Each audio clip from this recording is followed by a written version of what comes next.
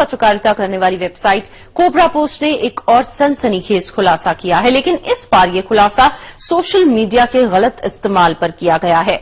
अपने विरोधियों को तबाह करने के लिए आई कंपनियों के साथ मिलकर कैसे लोगों की जिंदगी बर्बाद की जा रही है, कैसे किसी को भी बदनाम किया जा रहा है, इसका खुलासा कोबरा पोस्ट ने अपने स्टिंग ऑपरेशन में किया है। कोबरा पोस्ट ने यह खुलासा किया है कि पैसे लेकर आईटी कंपनियां लोगों को किस तरह से बदनाम करने की सुपारी लेती हैं। फेसबुक, ट्विटर और दूसरी सोशल नेटवर्किंग वेबसाइट्स का गलत इस्तेमाल कर इस काम के लिए कैसे किया जाता है, इसका इस्तेमाल ये दिखाया गया है। इसके लिए कुछ लाख से लेकर करोड़ों रुपए तक की डील की जाती है। कोबरा पोस्ट ने अपने खुफिया कैमरे से ऐसी 22 कंपनियों का पर्दाफाश किया है और इन कंपनियों का काम फर्जी वीडियो बनाना, वीडियो बनाकर यूट्यूब के जरिए उसका प्रचार करना है। नेताओं और सरकार के खिलाफ भी अभियान चलाना, वोटिंग से पहले अचानक विरोधियों पर कीचड़ उछलवाना, नेता की फर्जी तस्वीरों और वीडियोज के जरिए से बदनाम करना, बदनाम करने के लिए एसएमएस अभियान चलाना, किसी भी तरह की अफवाह फैलाना, दंगा फैलाने के लिए झूठा प्रचार करना, झूठे आरोप लगाकर नौकरी से निकलवाना, फर्जी आरोप लगाकर शादी तोड़वाना, इस तरह के मामले शामिल हैं। कोबरा पोस्ट का ये सनसनीखेज खुलासा, बदनाम करने के लिए लाखों और करोड़ों की डील की जाती है। 22 कंपनियों के स्टिंग ऑपरेशन का खुलासा हुआ है और समय संवाददाता संजीव त्रिवेदी ने कोबरा पोस्ट के संपादक अनिरुद्ध बहल से इस सनसनीखेज खुलासे पर खास बातचीत की। क्या अपने राजनीतिक प्रतिद्वंदियों को डिफेम करने के लिए सोशल मीडिया का इस्तेमाल होता है? कोबरा पोस्ट की माने तो ऐसा ही होता है। हमारे साथ इस वक्त अनिरुद्ध बहल साहब, ये अपने आप में हाल के दिनों में बात सामने आई थी कि सोशल मीडिया का कुछ राजनीतिज्ञ इस्तेमाल कर रहे हैं। अब इस स्टिंग ऑपरेशन से जो मैसेज जाता है वो क्या है?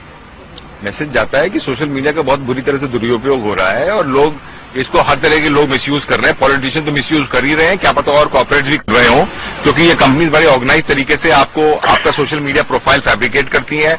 आपको हजारों में, मिलियन में लाइक्स लाएंगी, आपके ट्विटर फॉलोअर्स बढ़ाएंगे, सब पैसे के लिए, फेक फॉलोअर, सब कुछ। और आपको जो बहुत ही संगीन है, आपसे पैसा लेके, फी लेके एक कोट करेंगे, आपके जो अपोनेंट है उसको मेलाइन भी करेंगे, डिफेम भी करेंगे। ये देखा गया था हाल के दिनों में कि सोशल मीडिया नरेंद्र मोदी से बहुत ज्यादा प्रभावित है और इस बात को हम सबों ने अनुभव किया जब हमने देखा कि सोशल मीडिया पर नरेंद्र मोदी की बहुत तारीफ होती थी। अब जो आपका अनुभव है इस स्टिंग ऑपरेशन के बाद, आप क्या मानते हैं कि जो पार्शियली जो नरेंद्र मोदी का ये प्रचार है वो स्पॉन्सर्ड है, वो गलत है? 50 बिल्कुल, ये प्रभाव जो हम लोग सब कहते थे कि बहुत ही एक नेचुरल प्रभाव है, ग्राउंड सेल नीचे से आ रहा है, वो इसमें हमको नहीं दिखा। ये बड़ा ऑर्गेनाइज तरीके से हो रहा है, ऑर्गेनाइज तरीके से ये कंपनीज ये सब कर रही हैं। आखिर में आपसे जानना चाहेंगे, दरअसल पिछले दिनों सोशल मीडिया को लेकर इलेक्शन कमीशन ने पहली दफा कुछ लॉज लाए हैं और उन्होंने इसके ऊपर गाइडलाइंस लाई हैं। अब ऐसा आपको लगता है कि क्या वो काफी हैं या फिर इस स्टिंग ऑपरेशन के बाद इलेक्शन कमीशन को और भी ज्यादा ध्यान देने की जरूरत है, गाइडलाइंस को और ज्यादा चुस्त बनाने की जरूरत है? भाई मैं अभी वो गाइडलाइंस मुझे याद नहीं है क्या गाइडलाइंस हैं, लेकिन जो बिल्कुल चुस्त होने की जरूरत है ही, क्योंकि आप देखा होगा कि हर कोई बोल रहा है कि ये धंधा कैश में चलता है और ये एक्सपेंसेस कैंडिडेट्स के होते हैं, सबको पता है। अगर एक्सपेंसेस अब कैंडिडेट्स की हैं, कैश में धंधा चल रहा है, तो इनके ऊपर निगरानी रखनी चाहिए, बहुत जरूरी है। आपने नरेंद्र मोदी पर ही ज्यादा, ऐसा लग रहा है कि बहुत ज्यादा बात नरेंद्र मोदी की ही। आपने किसी को फोकस नहीं किया भाई, जो वो कंपनियां खुद ही बोल रही है कि हम नरेंद्र मोदी की कैंपेन कर रहे हैं, तो फिर हम स्टोरीज में तो आएगा ना, हम हटा दें क्या उसको? चलिए, कहीं न कहीं ये सच सामने है कि सोशल मीडिया का इस्तेमाल चुनावी रूप से हो रहा है और इस स्टिंग ऑपरेशन के बाद क्या प्रतिक्रिया होती है भारतीय जनता पार्टी की, देखने वाली बात ये होगी। इस समय दिल्ली से कैमरामैन रमेश राय के साथ संजीव त्रिवेदी।